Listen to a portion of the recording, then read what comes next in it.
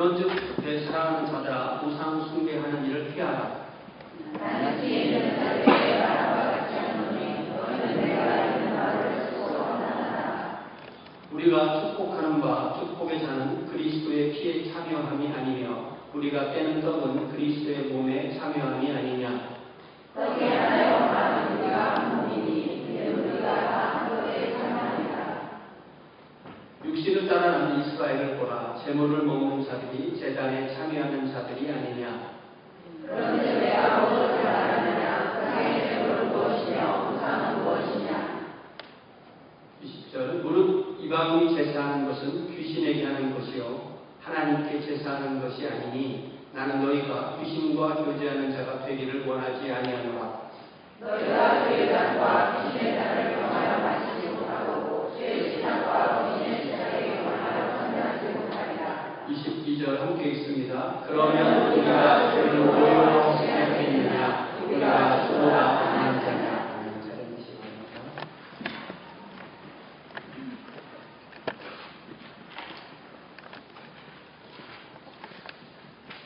우리 하나님은 질투의 하나님이십니다. 우리를 너무 사랑하시기 때문에 질투하기까지 사랑하십니다. 보통 질투라는 단어를 쓰면 부정적인 의미로 사용하죠. 질투가 탐심에 근거한 거라면 당연히 나쁜 것입니다. 이웃의 자녀를 탐내는 사람도 있고, 이웃의 아내를 탐내는 사람도 있고, 이웃의 재산을 탐내는 사람도 있고, 옆에 사람이 자기보다 잘생겼다고 탐내는 사람도 있고, 옆에 사람이 자기보다 지위가 높다고 탐내는 사람도 있고, 옆에 사람이 자기보다 부자라고 탐내는 사람도 있고, 그런 모든 질투는 당연히 나쁜 것입니다. 그것 때문에 부러워하고 시기하면 그것이 바로 부정적 의미에서의 질투입니다. 그러나 배타적 사랑의 관계에서는 당연히 질투는 옳은 것입니다. 배타적 사랑이라는 것은 내가 누구를 사랑하면 그 사랑의 대상이 그 사람에게만 제한되어야 되고 다른 사람을 사랑할 수 없는 그런 관계를 말합니다. 예를 들자면 부부의 관계는 배타적입니다. 남편이 아내도 사랑하고 다른 여인도 사랑하는 것은 양립할 수 없는 사랑입니다. 그 반대의 경우도 마찬가지입니다. 우리와 하나님의 관계도 이러한 배타적인 사랑의 관계입니다. 물론 하나님은 나만 사랑하시는 것은 아닙니다. 하나님은 피조물 전체를 사랑하십니다. 하나님은 믿는 사람, 안 믿는 사람, 또 이 세상에 하나님이 주신 모든 것 전체를 다 사랑하시되, 여러분 잘 들으세요. 하나님은 다 사랑하시는데 믿는 사람만 사랑하시는 것이 아니고 믿지 않는 사람도 사랑하고 사람만 사랑하시는 것이 아니라 강아지도 사랑하고 강아지만 사랑하는 것이 아니라 땅강아지도 사랑하고 다 사랑하시는 분이 하나님이신데, 하나님은 나를 사랑하시되 어떻게 사랑하시냐면 이 세상에 하나님이 지으신 피조물이 오직 나인 것처럼 그렇게 사랑하시는 하나님이신 것을 믿으시기 바랍니다. 그렇기 때문에 하나님이 나 아닌 다른 사람을 사랑한다고 질투하고 시기한다면 그것은 하나님의 사랑에 대한 탐심이고 또한 시기이고 오해입니다. 다시 정리하자면 하나님은 나를 최고로 사랑하십니다. 믿으십니까? 아닌 것 같다 생각하세요? 우리가 이거를 믿지 못하면 기도할 수 없습니다. 우리가 기도할 때 내가 지금 기도하는 이 시간에 몇만 명이 몇십억이 몇백 얼마나 많은 사람이 기도할지 모르는데 하나님 내 기도를 어떻게 들으실까? 기도할 수 없죠. 하나님은 나를 최고로 사랑하시니 하나님이 나를 최고로 사랑하신다는 것을 모르면 우리는 하나님을 바르게 섬길 수가 없습니다. 우리가 진실한 마음으로 기도하고 주님을 바른 마음으로 섬긴다면 하나님께서 나를 최고로 사랑하신다는 것을 깨닫게 되고 그렇게 생각하는 것이 바른 것입니다. 하나님은 저와 여러분을 사랑하시되 한 사람 한 사람을 최고로 사랑하십니다. 그러나 하나님이 나만 사랑하신다고 하는 것은 또 아니죠. 하나님은 나를 최고로 사랑을 하듯이 그렇게 모든 피조물을 최고로 사랑하십니다. 그러면 우리의 하나님에 대한 사랑은 어떠해야 됩니까? 우리의 사랑의 관계도, 우리의 하나님에 대한 사랑의 관계도 역시 배타적입니다. 그러면 성경 말씀에 하나님을 제일로 사랑하고 내 이웃을 그와 같이 사랑하라고 하신 말씀의 의미는 무엇일까요? 하나님과 우리의 사랑의 관계가 배타적인 사랑이 맞다면 하나님을 사랑하고 동시에 이웃을 사랑하는 것은 두 개의 사랑이 아니고 한 사랑의 두 국면입니다. 우리가 속으로 보이지 아니하시는 하나님을 사랑하는 것은 겉으로 눈에 보이는 이웃을 사랑하는 것으로 드러나게 되어 있습니다. 하나님은 사랑하지만 가장 가까운 이웃인 아내는 사랑할 수 없다고 말하는 것은 하나님을 사랑하지 않는 것입니다. 하나님을 사랑한다고 말하지만 가장 가까운 이웃인 남편을 사랑할 수 없다고 하는 것은 사랑하지 않는 것입니다. 이렇게 하나님을 사랑한다고 하면서 하나님의 사람을 사랑하지 않는 것은 거짓말입니다. 내가 하나님을 100% 사랑하지만 내 아내는 90% 사랑해요. 이런 것은 있을 수가 없는 것입니다. 물론 우리는 우리의 부족함을 압니다. 우리가 한계가 있음을 인정합니다. 그럼에도 우리의 하나님에 대한 사랑은 우리의 이웃 사랑을 통해서 드러냅니다. 그러면 우리의 하나님에 대한 사랑이 어떤 면에서 배타적이란 말입니까? 남편과 아내의 사랑이 배타적이듯이 하나님과 우리 각자의 사랑은 배타적이어야만 합니다. 아내가 자기 남편과 다른 남자를 동시에 사랑할 수 없듯이 우리가 하나님과 다른 어느 존재를 동시에 신으로 섬길 수가 없다는 것입니다. 하나님을 섬기며 동시에 다른 피조물을 신으로 섬기는 것을 좀 어려운 말로 혼합주의라고 합니다. 그리스도교 안에 다른 종교의 사상을 들여오는 것도 혼합주의라고 하지만 동시에 하나님도 신으로 섬기고 피조물도 신으로 섬기는 것도 혼합주의라고 합니다. 하나님은 우리에게 우리가 찬양한 것처럼 또 사도행전 17장에 나온 것처럼 하나님은 우리에게 생명을 주시고 우리에게 호흡을 주시고 우리에게 만물을 주십니다. 우리에게 생명을 주셨기에 우리가 이 세상에 태어났고 우리에게 호흡과 능력을 주시기에 지금까지 살아왔고 우리에게 만물을 주시기에 우리가 그 만물을 누리면서 우리의 활동을 하면서 살도록 그렇게 하셨습니다. 이렇듯 하나님은 우리에게 생명과 호흡과 만물을 주시는 하나님인데 그 하나님도 사랑하고 또 하나님 주신 그 만물 중에 하나도 하나님처럼 사랑하는 것, 이것이 바로 혼합주의입니다. 고린도 교회는 그리스 문명의 각종 종교와 제의를 그대로 물려받은 문화 가운데서 부름을 받았고 또 그래서 하나님의 성도가 되었습니다. 하나님의 성도가 되었음에도 그들은 귀신과 우상을 섬기던 그 구습에서 온전히 빠져나올 수가 없었습니다.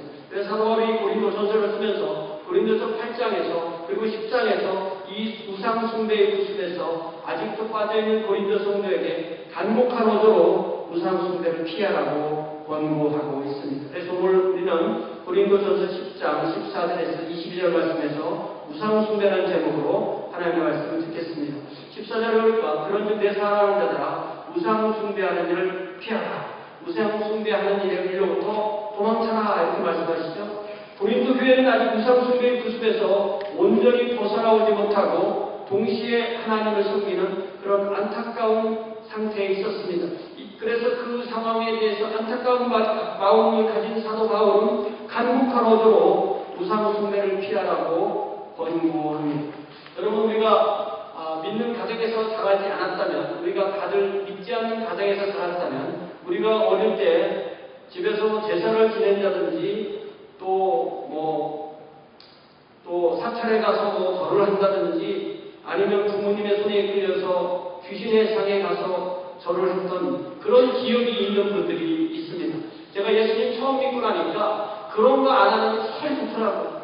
우리가 예수님 믿고 오래 지나면서 이렇게 직접 우리가 귀신에게 제물을 드리고 절을 하는 그런 것과는 이 말씀은 나는 그런 거 안 하니까 이 말씀과 나하고는 그렇게 큰 연관성이 없다 이렇게 생각할 수가 있습니다. 그러나 결코 그렇지 않습니다. 왜냐하면 성경은 창세기부터 주시고까지 가장 성경에서 면면히 흐르고 있는 죄가 바로 우상숭배입니다. 성경 구약성경 특히 하나님께서 많은 계명을 주셨는데 그 모든 계명을 다 좁히면 여호와 하나님만을 섬기라는 것입니다. 근데 그 여호와만을 섬기라는 것을 10계명의 제1조에 주셨고요. 10계명의 두 번째 주신 것이 여호와만을 섬기라는 말씀을 뒤집은 말이죠. 또 바로 우상을 섬기지 말라는 그 말씀입니다. 그런데 이스라엘 백성은 그들 자신들이 우상을 섬기는 사람들이었고 하나님의 백성이 되었음에도 여호와도 섬기고 우상도 섬기고 이렇게 하면서 혼합주의에 빠졌던 것입니다. 이스라엘 역사로 구약성경을 읽어보면 그 역사 내내 이 우상 숭배와 혼합주의 때문에 하나님의 질투를 유발하고 하나님의 진노의 징벌을 피할 수가 없었습니다. 오늘 이 말씀 앞에서 우리는 우리가 하나님 앞에 혹시 겸하여 섬기는 우상이 무엇인지 각자 찾아보아야 하겠습니다. 그리고 그 우상을 온전히 하나님 앞에서 내려놓음으로써 그것이 우상이 아닌 다른 위치에 있도록 해야 하겠습니다.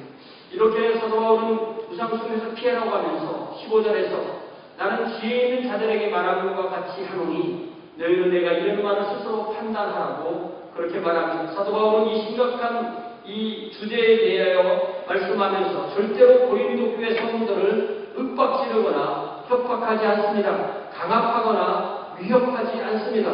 대신 사도 바울은 그들의 이성과 지혜에 호소합니다. 자신이 하는 말을 잘 들어보고 스스로 판단하라고 권고합니다. 사도 바울은 고린도 교회 성도의 인격과 이성과 지혜와 판단력을 인정하고 신뢰합니다. 사랑하는 성도 여러분, 때로는 하나님께서 우리를 강압적으로 사랑하신다고 생각하기 쉽지만 하나님은 우리를 사모할 정도로 사랑하시지만 우리를 강제로 사랑하지는 않으십니다.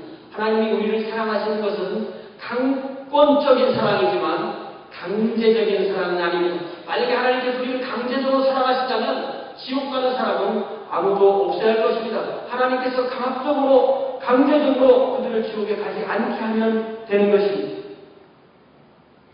하나님 우리를 사랑하시고 우리에게 말씀하실 때 그 말씀으로 성령 계시를 하셔서 우리의 마음이 변화되도록 하십니다.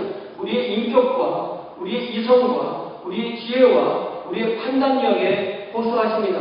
때로는 물론 우리는 사랑의 징계를 받는 경우도 있지만 그러나 우리가 이렇게 하나님 앞에서 말씀을 들을 때 성령께서 말씀으로 우리의 이성에 호소하셔서 합리적인 길을 발견하도록 하십니다. 그래서 사도 바울은 지금 이 고린도 교회 성도들에게 너희들이 하나님도 섬기면서 우상도 섬기는 것이 과연 다른 일인지 합당한 일인지 판단해보라고 그렇게 호소하고 있는 것입니다. 그러면서 이제 그들의 실상을 얘기해 주는데 그들의 첫 번째 실상을 지금 이전에 보니까 그들은 매일 주일 모여서 성찬식을 나누는 하나님의 성도라는 것입니다. 고린도 교회 성도들에게 그들이 구원받은 하나님의 자녀로서 성찬식에 참여하고 있음을 상기시킵니다. 초대교회 성도들은 예수님이 부활하신 날인 일요일 오전에 일찍 모여서 성찬식을 하면서 주님을 예배했습니다. 그들이 모여서 포도주를 나누어 마실 때 그들은 그들을 위하여 흘리신 바 주님의 보혈을 기념하고 또한 감사했습니다. 떡을 뗄 때 그들을 위하여 찢기신 바 주님의 몸을 기념하고 감사했습니다. 10절째를 보니까 그 성찬식을 좀 더 들어가 보니까 떡을 뗄 때 큰 떡을 가지고 함께 떼고 그 떡이 각자의 몸에 들어가니까 우리 모두는 한 몸이고 우리가 다 한 떡에 참여했다고 말합니다. 성찬식에서 각각의 성도가 위로는 주님과 하나가 되게 하였고 옆으로는 성도와 하나가 되게 하였다는 것입니다. 여러분 지금 우리가 간염 걱정을 해가지고 성찬식 할 때 참 낯간지러운 시큼한 자리에서 마시지만 원래 이 성찬식은요 큰 자리다. 큰 자리다 이렇게 마시고 옆에 사람에게 주면 옆에 사람이 약간 돌려서 마시고 이렇게 했단 말이에요. 빵도 큰 빵을 가지고 와서 그 자리에서 뜯어서 함께 먹는 겁니다. 이렇게 돼서 한 잔에 참여하고 또한 한 떡에 참여하는 한 빵에 참여하는 그것을 통하여서 우리는 위로 주님과 하나가 되고 옆으로 우리 성도가 하나가 된다는 그런 의미가 바로 성찬식입니다. 오늘날 우리 교회가 매월 첫 주에 기념하는 성찬의 예식도 그 근본에 있어서는 그 의미가 동일합니다. 우리가 성찬의 예식을 거행하면서 떡과 잔을 받을 때 우리는 위로 주님과 하나가 되고 또한 옆으로 성도와 한 몸이 되고 그리하여서 우리는 모두가 하나라는 사실을, 주님의 한 몸에 참여했다는 것을 깨닫게 되는 것입니다. 한 사람이 그렇기 때문에 주님 앞에 성찬을 받는다는 것은 그가 주님의 몸의 일부분을 이루고 있다는 것입니다. 여러분 믿습니까? 여러분과 제가 주님의 몸의 일부분인 것을 믿습니까? 요한복음 6장에서 우리 주님께서는 너희가 내 살을 먹지 아니하고 내 피를 마시지 아니하면 너희는 나와 상관이 없다. 그러니까 뭐예요? 주님 안에 내가 있고 내 안에 주님이 계시고 내 안에 내가 있다. 주님께서 당신을 내주시면서 내 안에 내가 있다. 그리고 그 사람들끼리 합해서 한 교회를 이루고 그리스도의 몸을 이루게 되는 것입니다. 이처럼 우리는 주님의 몸의 한 부분입니다. 얼마나 놀랍고 큰 복입니까? 그냥 두었다면 우리 마음대로 살다가 지옥에 갈 우리였는데 하나님께서 그리스도 안에서 성령으로 기름을 부으셔서 우리를 하나님의 자녀로 삼으시고 그리스도의 몸으로 삼아주시고 하나님의 교회로 삼아주셔서 주님을 섬기게 했습니다. 우리는 그래서 이렇게 주일에 주님 앞에 나와서 그 은혜를 찬양하는 것이 아닙니까? 이제 18절에 보니까 사도 바울은 고린도 교회의 우상 숭배를 이제 지적하기 전에 구약 이스라엘 성도의 희생 제사에 대해서 언급합니다. 하나의 제물로 이제 희생 제물을 드릴 때 하나의 제물을 끌고 와서 일부분은 잡아서 하나님께 드리고 피는 하나님께 드리고 일부는 제사장이 먹고 일부는 제사 드리는 예배자가 먹고 또 그의 온 가족도 함께 먹는 것, 이렇게 해서 하나의 희생제물을 통하여 모두가 하나가 되는 그 놀라운 은혜와 복에 대해서 구약 이 제사에 대해서 얘기를 합니다. 그런데 놀라운 것은요, 우리가 역사를 읽어보고 또 인류학을 읽어보고 성경문화 같은 것을 읽어보면 이 희생 제사가 없는 민족이다. 모든 인류 문명에는 어느 문명권마다 희생 제사가 있어요. 이상하죠. 모두가 자기들이 죄인이라면서 알고 자기들이 죽어야 하지만 자기들이 죽기 전에 어떤 희생 제물을 찾고 희생 제물을 통해서 자신들이 다시 깨끗해진다는 그 개념이 있는 것입니다. 이처럼 희생 제사라는 것은 온 인류에 다 있는 공통된 종교, 공통된 문화 현상입니다. 그런데 이스라엘의 가장 큰 문제점은 하나님을 섬기는 희생제와 고대 근동의 각종 우상을 섬기는 희생제를 동시에 섞어서 하는 그런 혼합주의였다는 것입니다. 이제 그런 상황이 고린도 교회도 마찬가지였습니다. 19절에 보니까 19절이 이 말씀이요. 19절이 이게 한국 번역하고 영어 번역이 좀 달라요. 한국 번역은 내가 무엇을 말하느냐, 우상의 제물은 뭐며 우상은 뭐냐, 이렇게 이렇게 물어보는 말처럼 되어 있는데 영어를 잘 보면 영어는 내가 우상의 제물이 뭐나 되는 것 같은지 아니면 우상이 뭐나 되는 것 같다고 의미하는 겁니까? 이렇게 번역합니다. 그래서 영어 New Living Bible도 What am I trying to say? Am I saying that food offered to idols has some significance or that idols are real gods? 이렇게 번역합니다. 내가 말하고자 하는 바가 무엇입니까? 우상에게 바쳐진 음식이 어떤 특별한 의미를 가지거나 우상이 진정한 신이라고 말하고 있으니까 이런 의미입니다. 19절의 의미가. 그러니까 한국어로는 의미가 잘 전달되지 않지만 그러니까 사도 바울이 말하면 우상 그 자체나 우상에게 드려진 그 제물 자체가 특별한 것은 아니다. 거기에 뭐 귀신이 붙었거나 그 자체가 더럽거나 그런 것은 우상이나 우상의 제물은 아무것도 아니라는 것입니다. 그래서 그 주제에 대해서 고린도전서 8장에서 다룰 때 원론적으로는 경우에 따라서 우상 앞에 갖춰진 음식도 먹을 수 있다고 분명하게 선언했습니다. 그래서 이 선교의 현장에 가면 오히려 선교사나 전도자는 그 우상 자체나 우상의 제물 자체를 두려워하지 않는데 우상을 섬기는 사람들은 그 우상 자체에 어떤 신이 붙어 있다고 생각하기 때문에 예수님을 믿으려고 하면서도 우상을 버리지 못해요. 그래서 선교자나 전도자가 그 우상을 버리는, 그 우상을 깨뜨리는, 우상을 불태우는, 우상을 찍어버리는 그런 역할을 하는 것을 바로 우상 타파라고 하고 그 전쟁을 영적 파워 스트러글이라고 보통 그렇게 말을 합니다. 그래서 예를 들면 어떤 경전을 가져와서 자기가 처리해 주기도 하고, 어떤 신성하게 여기는 나무를 찍어서 오히려 그 나무로 예배당을 짓기도 하고, 또 신성하게 여기는 동물을 죽일 수도 있고 하는 그런 일을 하게 되는 것입니다. 그러나 왜냐하면 왜 그렇게 할 수 있냐면 그 우상 자체에 뭐 귀신이 붙었다거나 그런 것이 아니라는 거죠. 그거는 사실 아무것도 아니라는 것입니다.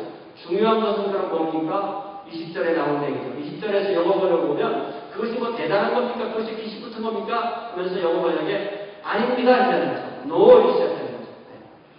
이방인이 우상에게 제사할 때 겉에 보이는 물질로서의 우상은 아무것도 아닐 수 있지만 그 우상 뒤에는 바로 귀신이 있다.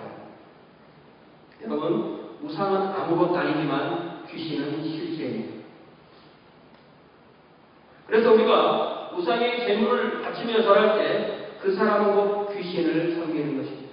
지금 사도 바울이 말하고 하는 것은 이방인이 그렇게 하는 것은 어쩌면 당연한 거지만 너희라고 불린 이 고린도 교회 성도가 그리고 우리가 그렇게 우상을 경배함으로써 그 뒤에 있는 귀신을 섬긴다면 하나님을 섬기는 성도가 귀신을 섬기는 우상 숭배와 혼합 뒤에 빠지는 것을 분명하게 경고합니다. 여러분, 우상은 아무것도 아닙니다. 그러나 귀신은 실제입니다. 귀신은 무엇입니까? 귀신은 사탄 마귀의 아래에 있는 악한 영들입니다. 그래서 그러려면 하나님의 이름이 뭐예요? 여호와듯이 마귀의 이름이 사탄입니다. 그래서 마귀, 사탄으로 단어는 복수로 쓰는 게 아니에요. 그런데 이 마귀의 예하에 있는 악한 영들이 바로 귀신입니다. 이 원래 천사장이었던 이 사탄은 이 자기 수하에 있는 천사들과 함께 합세해서 하나님께 갈 영광을 터뜨리려고 하나님을 죄하고 자기가 하나님이 되고자 하는 그 마음으로 사탄이 되었고, 오늘날까지 그 사탄의 세력이 있고, 그래서 이러한 우상숭배는 바로 그 귀신들이 조장하는 것이고 우상숭배에 참여할 때 귀신들에게 하는 것이라고 사도 바울이 분명하게 선언합니다. 그래서 마귀는 온 세상의 사람들의 마음에 하나님을 섬기지 못하게 하고 마귀와 귀신들을 섬기게 하는 것입니다. 이것이 바로 세상 종교의 실체입니다. 우리는 참 하나님을 섬기지만 세상의 종교는 마귀를 섬기고 귀신들을 섬기는 것입니다. 솔직한 표현으로요, 한국의 샤머니즘 하는 무당을 가서 만나봤더니 이렇게 말합니다. 제가 젊은 전도사일 때 우리는 귀신을 섬기고 당신은 하나님을 섬기고 자기들도 아는 거죠. 그러면 이 고린도 교회 성도의 문제는 무엇이었습니까? 그들은 원래 우상숭배를 통해서 귀신들을 섬기고 그래서 결국 마귀를 섬기는 사람들이었는데 하나님의 은혜로 예수 그리스도의 핏부리심을 받고 성령님을 감화하심으로 믿고 하나님의 성도가 되었습니다. 그런데 그들이 하나님을 섬기면서 동시에 우상숭배를 통해서 귀신을 섬겼다는 말씀입니다. 이것을 다시 아까 제가 말씀드린 이 배타적인 사랑이라는 공식에 대입한다면 고린도 교회라는 주님의 신분은 신랑이신 주님도 사랑하고 귀신들이라는 정부도 사랑하는 불성실한 아내였다는 것입니다. 그럼 누가 생각나요? 호세가 생각나죠? 구약성경 호세아 전체가, 호세아 선지자가 구원국 이스라엘에게 간절하게 외쳤던 메시지가 바로 사도 바울이 외쳤던 이 메시지가 아닙니다. 오늘날 저와 여러분은 어떻습니까? 우리가 우상으로 삼는 것은 무엇입니까? 그로 인하여서 귀신을 섬기고 그로 인하여서 하나님을 질투하게 유발하는 그 대상이 무엇입니까? 사도 바울은 21절에 보니까 너희가 주의 잔과 귀신의 잔을 겸하여 섬기지 못하고 주의 식탁과 귀신의 식탁에 겸하여 참여하지 못한다. 이렇게 선언합니다. 참여하지 못하리라 그럴 수 없다는 것이죠. 혼합주의를 강력하게 고발하며 규탄합니다. 주의 말씀과 경면으로 성령의 역사를 해서 그들의 마음속에, 그들의 이성에, 그들의 판단력에 호소합니다. 사랑하는 성도 여러분, 우리가 이렇게 우리에게 주신 것을 우상으로 삼아서 실제로는 그것에 빠져서 오히려 그 뒤에 있는 귀신을 섬기는 것이 무엇입니까? 우리는 실제로 사찰에 가서 보살을 지내거나 점쟁이를 만나거나 재물을 차려놓고 절을 하거나 그렇게는 하지 않을 것입니다. 그럼에도 무엇인가 좋은 것을 약속하는 것이 있다면 그 약속하는 대상이 하나님이 아니신데도 우리가 쉽게 따라가는 그런 경향은 있지 않습니까? 오늘 우리가 찬양하였듯이 모든 좋은 복은 하나님께 오는 줄 믿습니다. 복의 근원은 하나님이시기 때문에 하나님께만 예배해야 되는 것입니다. 그래서 22절에 이렇게 말합니다. 그러면 우리가 주를 노여워하시게 하겠느냐? 우리가 주님을 질투하게 주님의 질투를 일으키려느냐? 우리가 주보다 강한 자냐? 네가 주님과 싸우면 이길 수 있어? 이런 말이죠. 우리가 하나님께 받아서 그것으로 귀신을 섬기고 있다면 우리에게 오는 하나님의 징계를 피할 수 있냐는 것입니다. 이것이 바로 구약성경 북왕국 이스라엘에서 간절히 외쳤던 호세아의 예언이었습니다. 여러분, 우리가 호세아를 볼 때는 호세아는 구약의 복음이야 은혜로운 말씀이 들어있어 이렇게 보지만 제가 호세아를 설교해 보니까 호세아는요 북왕국 이스라엘의 멸망선언서예요. 너희들이 이렇게 우상을 섬기고 하나님께서 주신 것을 가지고 하나님께서 먹으라고 주신 것을 가지고 하나님이 축복으로 주신 것을 가지고 그걸 가지고 바람난 성부처럼 바람난 아내처럼 정부인 우상에게 가서 버린다면 너희들은 멸망을 피할 수가 없어. 이 선언의 말씀을 하고 북왕국 이스라엘은 이스라엘을 축하는 패망하고 역사에서 사라진 것이 아닙니다. 이스라엘이나 고린도 교회가 귀신을 섬겼듯이 우리가 섬기는 귀신은 무엇입니까? 우리가 물질이라는 신을 섬기지 않습니까? 우리가 쾌락이라는 신을 섬기지 않습니까? 우리가 자기만 사랑하고 자기만 원하는 자기만을 위한 우상 숭배를 통하여서 하나님의 진노 앞에 서 있지는 않습니까? 하나님은 우리에게 생명과 호흡과 만물을 주시는 하나님이신데 그 하나님께 받은 것을 가지고 우상을 섬기고 하나님께 준 그것이 하나님께서 나에게 주신 그것이 마치 하나님인 것처럼 그렇게 하지는 않습니까? 하나님께서 복의 근원이신데 하나님을 버리고 어디에 가서 복의 근원이라고 복을 달라고 손을 벌린다는 말입니다.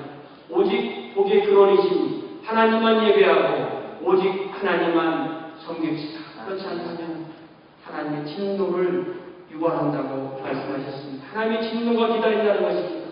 주님의 진노 앞에서 온전히 서 있을 수 있는 사람은 아무도 없습니다. 주님의 앞에 바로 서기 위해서 오직 주님만 섬기고 예배하는 것이 저와 여러분의 삶이 되어야 되는 줄로 믿습니다. 사랑하는 성도 여러분, 우리는 주님과 귀신을 겸하여 섬길 수 없습니다. 우리가 사랑하는 그것이 우상이며 결국은 귀신을 섬기는 것이 되지 않도록 우리의 마음을 주님께만 집중하십시오. 그러면 우리에게 주신 그 모든 것이 우상이 아니라 축복으로 변화하게 되는 줄로 믿습니다. 이 한 주간도 이렇게 바른 관계, 바른 사랑, 바른 삶을 통해서 먹든지 마시든지 무엇을 하든지 하나님께 영광을 돌리는 저와 여러분 되시기를 주님의 이름으로 축원합니다. 기도하겠습니다. 사랑의 아버지 하나님, 주의 말씀을 듣고 다시 한번 우리 마음속에 있는 우상에 대해서 생각해 봅니다. 주님께서 주신 것을 마치 복의 근원인 것처럼 마치 내가 가지고 있는 이 재물이 내가 가지고 있는 이 가족이 나에게 주신 이 자녀가 나에게 주신 이 능력이 내가 가지고 있는 이 꿈이 내가 하는 이 일이 마치 복의 근원인 것처럼 그렇게 착각하고 있지는 않았습니다. 주님 저희들을 불쌍히 여겨 주옵시고 다시 한번 저희들의 마음속에 오직 주님만 바라보고 주님만 사랑하고 주님만 예배하고 주님만 섬기고 주님께만 기도하고 주님께만 복을 받겠다는 귀한 결단의 삶으로 인도하여 주옵소서. 그리하여 우리가 이 세상 어느 곳에 가든지 주님을 선포하며 또한 주님의 복의 통로가 될 수 있는 귀한 저의 자녀들로 복내려 주시옵소서. 예수님의 이름으로 기도하옵나이다. 다시 자리에 일어나셔서